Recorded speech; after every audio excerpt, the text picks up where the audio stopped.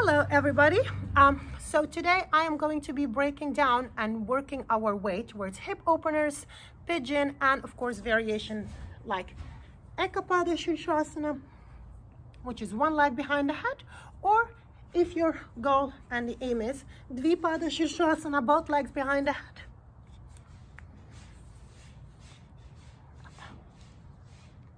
And please keep in mind, being able to wrap your legs behind your head once, twice, or 3 times, it's not gonna make you a better nor a happier person. So that absolutely doesn't matter. We're gonna work through a couple of variations in here. And I'm gonna start basically with Virabhadrasana 2, which is a great way to get into an external rotation in the hip, because it's your hip actually that rotates in order to create space to put the leg behind the head. Keep in mind, your hip is a ball and socket joint, same thing as your shoulder, which means it moves in all directions. Your knee, just like the elbow, it's a hinge joint. It only moves in 2 directions. So even when you see someone sitting in lotus, the rotation happens in my hip joint, not in my knee. The knee is basically doing the same thing, this. And we'll get into more detailed work. Now, before we even get into Virabhadrasana 2 and start to do a little dynamic work and stretches in between, we're gonna start seated in any comfortable cross-leg position. Now, once you sit in a comfortable cross-leg position, notice if you have a posterior tilt. If you're falling to the back of your sitting bones, that means you're pretty tight in your hips. In that case, I highly suggest immediately use a block. You can use a blanket, you can take a pillow, you can fold a towel, whatever, to create a little elevation to get the hips up. So basically when you're sitting on the ground, if your knees are pretty high in here, almost towards your navel, then I highly suggest add the lift, sit on top of the lift so you actually can lengthen and find space from your inner growings towards your inner knees. Now, starting seated, if you need an elevation, again, please do use it. Elevate your hips, both sitting bones.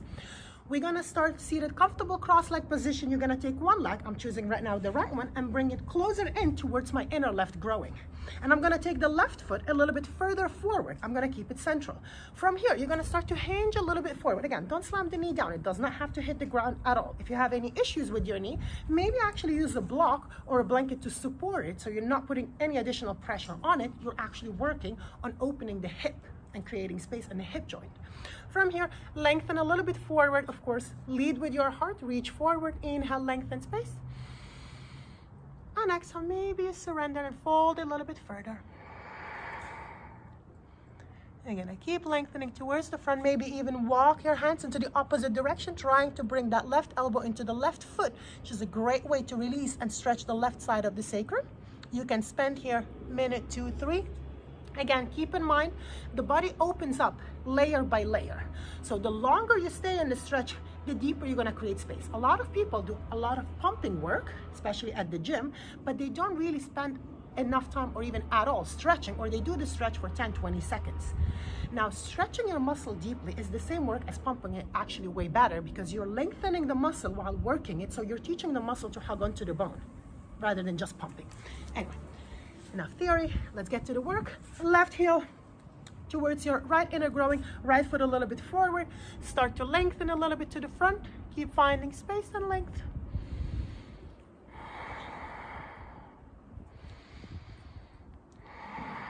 Then at some point surrender again. If you're not as open, you can use a block for your forehead. Doesn't matter if you kiss the foot or not. Again, twist a little bit to the side, lengthening and stretching the right side. And back. And now we're gonna get right into it. So we're gonna start with Virabhadrasana 2. So from your standing position, you can step or hop your feet pretty wide. So almost when you think about it, when you open the arms out to the side, you wanna have your feet pretty much under the palms. We're gonna start with the right leg. You're gonna turn the right leg out from the hip socket. Now, pay attention. Often what happens when we turn the foot out, sometimes we don't turn it all the way and the knee is still buckling in. So I want you to make sure you turn it all the way out. You're lining up the center of your knee with that second toe. Lengthen from the inner growing to the inner knee and contract from the outer knee towards your buttocks. Keep this leg super active, resisting back. So find rootness through the outer edge of the back foot and work on lifting the inner and the outer arch on both feet. Now, as we come up here in Virabhadrasana, your knee is right over your heel, center the center of your knee with the second toe. Even draw, as you see what I'm doing in here, draw the base of that big toe towards the inner heel, so you're lifting the arch, and do that with the back foot too. Lengthen through both sides of the waist. Hold it here for a breath or two, and now we're gonna start to move dynamically in and out of the pose. Inhale, rise. Exhale, sink 1. Inhale, rise. Exhale, sink 2. Inhale, rise. Exhale, sink 3. Inhale, rise. Exhale, sink 4. Up we go, inhale, and 5, 6, 7, 8, 9, final 1, 10, up, inhale, and exhale, sink. We're gonna move from here, right palm down towards the ground, and circle the left hand as well towards the earth. Feel free to come onto the ball of the back foot, and if you need to, drop the left knee down to the ground. Let the hips sink low, and maybe if you're open, drop the elbows down. Again, you can use the block for the elbows and have a little support if needed. Then try to engage the back leg. Keep sinking and pulsing with the hips in here. Keep lengthening, creating space.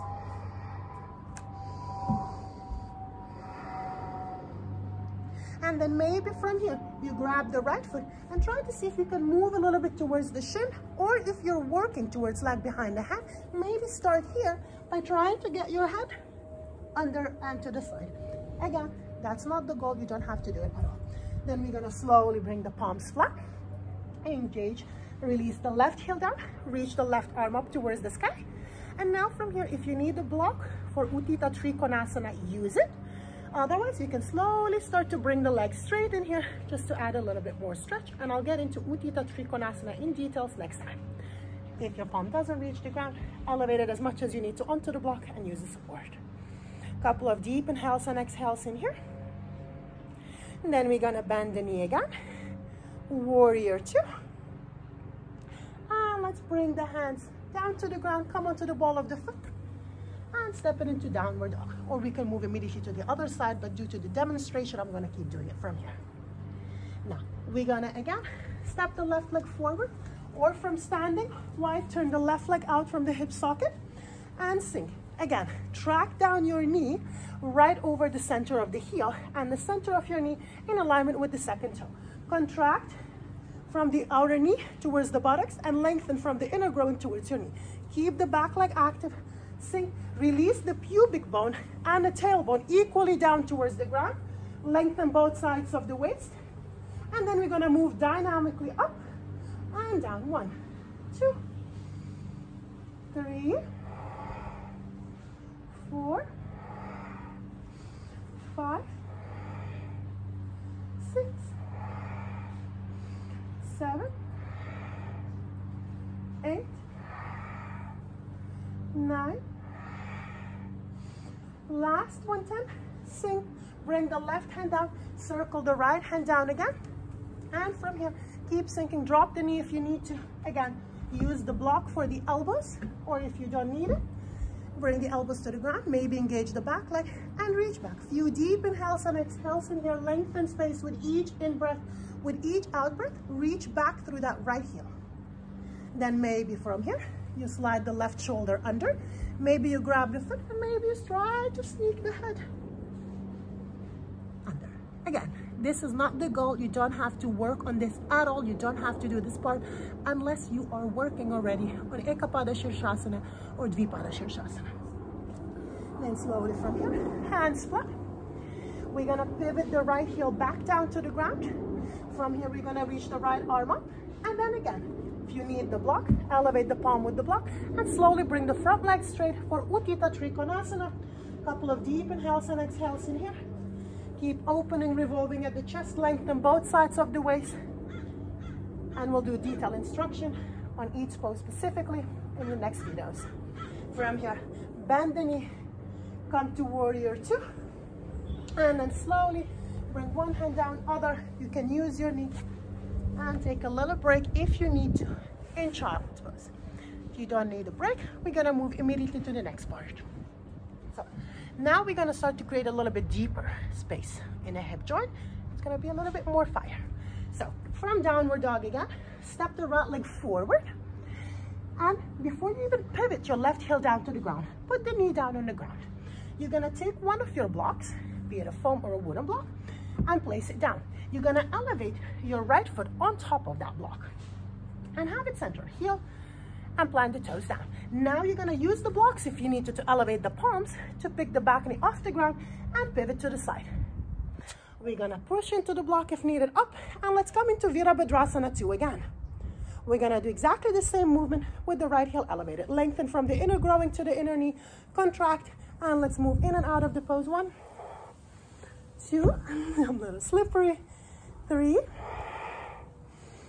4, 5, 6, 7,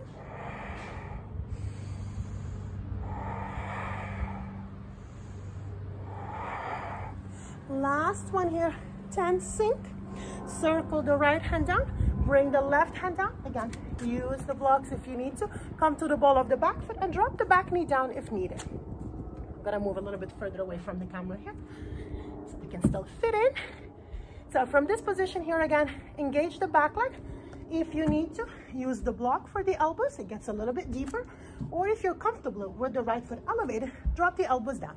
This comes really handy if you're working on the grasshopper's pose, as well. It's an arm balance with the foot into the armpit, as well as all the leg behind hand variations. Keep sinking, lengthen the sternum forward, keep finding space. Maybe from here, try to see if you can get the head a little bit under. Hands flat, drop the left knee down, shift the hips back, and just take your right leg back. Or if you want to do any other fancy transition, feel free. I'm modifying it, making it easier so everyone can keep up. Place the left block on the left side. We're going to do exactly the same journey on the left side. So from tabletop position, you can just from here, step the foot anywhere you can, use your hand, and hop it onto the block. Again, if it's your first time doing this, you don't have to use this high block. Just use a book, smaller elevation. Just do something that it's not as high, especially if you're very tight around the hips, just to create space. From here again, tuck the back toes under it here. Up, running out of the battery here. Running out of the battery. All right, let's do this. Left foot down, hands flat. That's a sign to keep it short. Engage the back leg lifted off the ground. Again, pivot the right heel down towards the ground. Use the block for your left hand if you need to. Reach the right arm up. And let's rise into Warrior Two. We're going to as well move 10 times in and out. 1, 2, 3, 4, 5, 6, 7, 8, 9, and last one, 10. Now that we sink in here, release the left hand down, release the right hand down, come onto the ball of the back foot again, release the knee down if you need to, in order to drop the elbows down towards the earth, then maybe engage the back leg, keep sinking with the hips, reach the sternum and the heart forward. Maybe even play here. We're trying to get the head under. Again, this shouldn't be your goal, only if you're working already towards some of these poses. Hands flat, shift the hips back, and step the leg back. Now, of course, you can go further up with the variation, and you can do a couple of rounds. I like to actually do 20, but in order to keep this video short, I'm doing only 10 with each. We're gonna move immediately into another little preparations to get you into a pigeon. Now, the regular pigeon, let me touch base with that quickly. So often what we do from here to enter the pigeon, people put the foot too far forward and they're trying to bring the shin parallel to the front of the mat. That will mess up your knee. So if you go straight down from here and your hip is not open, most likely your knee is going to take all the impact. So I highly suggest from here, always just step the foot behind this wrist and take the knee forward. Don't get attached on bringing the shin parallel to the front of the mat.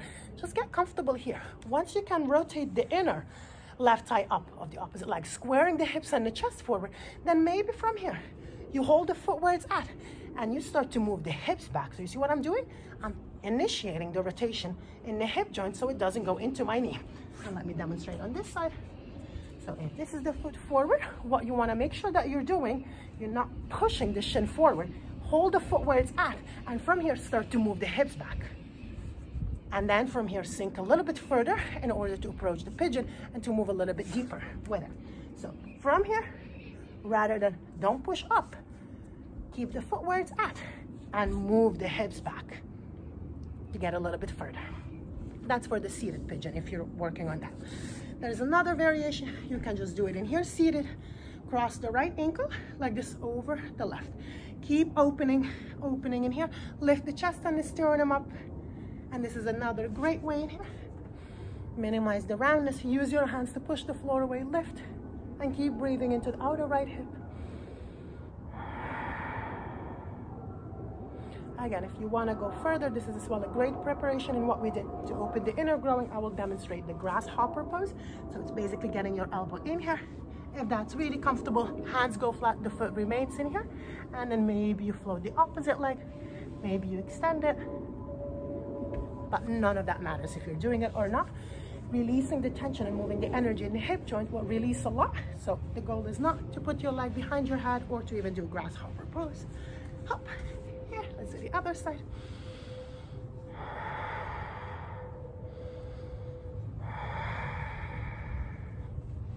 Perfect. And let's do the same thing from the side in here. Maybe hug the elbow on the outside. This is the start. Maybe you can just hold it in here. If you want to go further, and if you have an arm strength, you're gonna maybe come onto the foot, hands flat.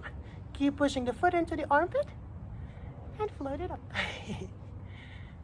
Can't believe that I'm actually even fitting in my own frame. Hop and that's one of the ways. Now you can as well do it seated. Same thing that we started with.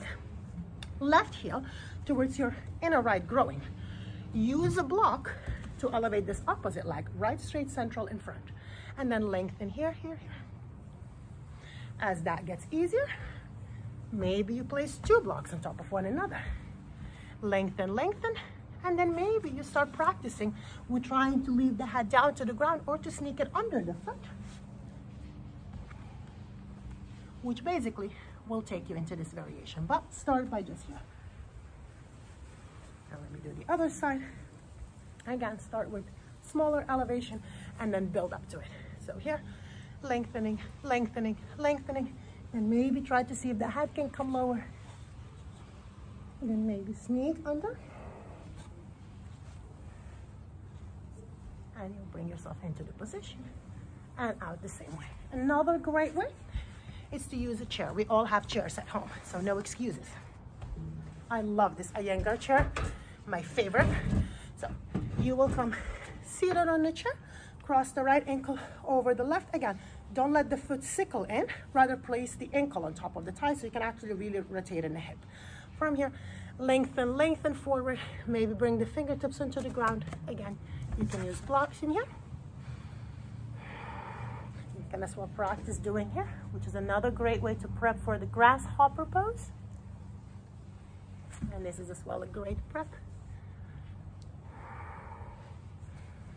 Now let's switch to the other side. Hop. Lengthen, lengthen.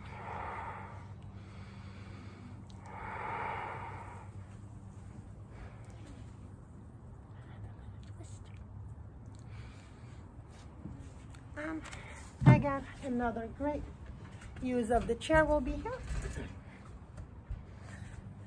Cross this one, place the foot a little bit higher up. Again, the rotation in the hip joint, not in your knee. And then maybe slide a little bit under, and you work your way here to find length and space before you float the leg up. Bearing your head up. Same thing in here. Lengthen, lengthen, lengthen.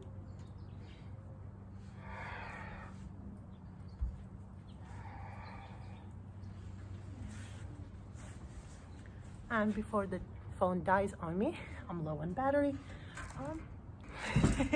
I could keep going for hours. I'm like, tons of different ways and variations, but I will continue to post videos and I will break specifically one pose at the time based on the request. So I'm trying to keep it right now pretty general so everyone can keep up. The advanced can get something out of it, and then beginners as well can at least get some heat. And another great thing to do, if you work it from here, Warrior One 10 times on one side, Warrior One 10 times on the other, you can actually come into a little break, just forward fold, Eka Pada Sirsasana here. It's another great way to open up the hips as well. Baddha Konasana, this one is great too. But again, if your knees are pretty high, elevate your hips. Precious. You can right at the end of the video. Come say hi. Oh, is that what you're picking on? This little troublemaker. Do you see what you're picking on? Okay, get it, girl. You can create mess. I told her no before I started and she got so offended. This little girl is not used to anyone saying no to her. Oh, I'm basically here from the chair variation. Let's keep going in here. If you place and practice putting your hands down, that's a great way to get you here. Eka Pada. Kondinyasana, draw the chest forward. Push, push, push, push, push the floor away. Round, lift the navel towards the back body. Maybe scoop the foot in. Maybe extend the leg too. And you can play with the opposite variation too. Draw the chest forward, the opposite side, sorry. Sorry.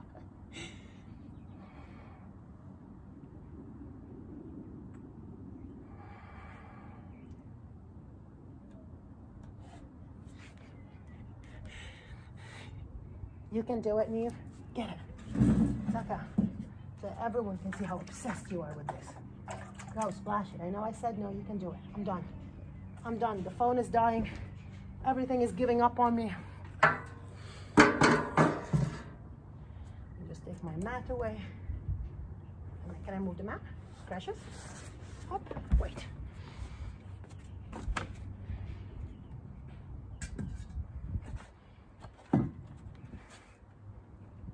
You can do it. You have my permission. I'm done.